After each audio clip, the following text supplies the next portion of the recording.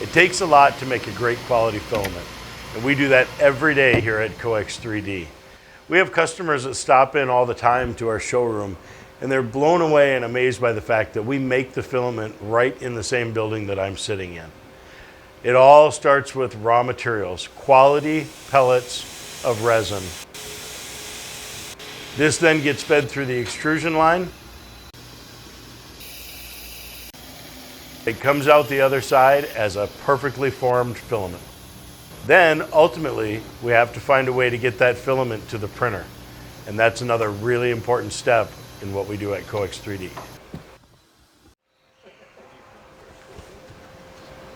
Hi, Todd from Coex 3D. Let's talk spools.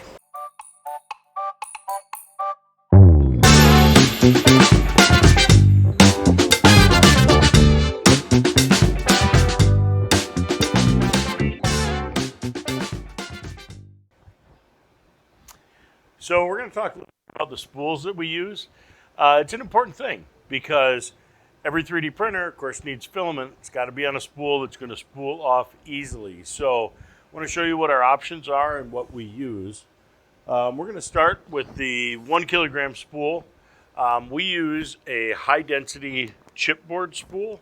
And we used to use plastic. We had a lot of customer comments that they really preferred to see a more eco-friendly, recyclable spool. This is a dense chipboard. It's not a corrugated cardboard, so it's still plenty rigid. And this is designed to fit in the bamboo AMS unit and the many other AMS units out there. So it will fit diameter-wise as well as the vertical flange size.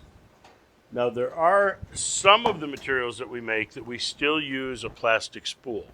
If you can see this label, this is our Coex Flex 60A. Our flexible materials we do still make on this spool because as we post-process dry our filaments, the flexible materials has an expansion quality to it, and it will actually blow out the flanges on the spool if we dry it afterwards. So it is the flexibles we still use our plastic spools. And we have a lot of commercial customers here at Coex 3D. So our commercial customers very often are making big prints. If they're making big prints, you want to have a lot of filament to be ready to go for it.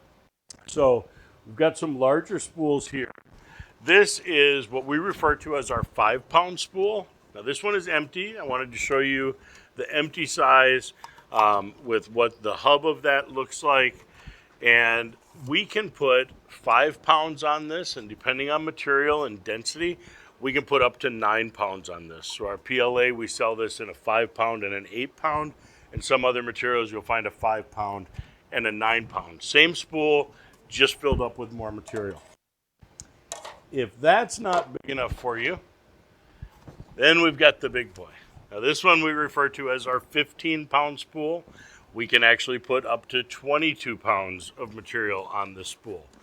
This thing gets pretty heavy when it's used, so you'd want to use some type of a spool holder. Oftentimes people use something with bearings so that it rolls more easily. But our commercial customers love the fact that they can get these big jumbo spools. Not every manufacturer that's out there makes filament onto spools that big, and that's something that's probably unique to U.S. manufacturers. So many of our corporate partners love that.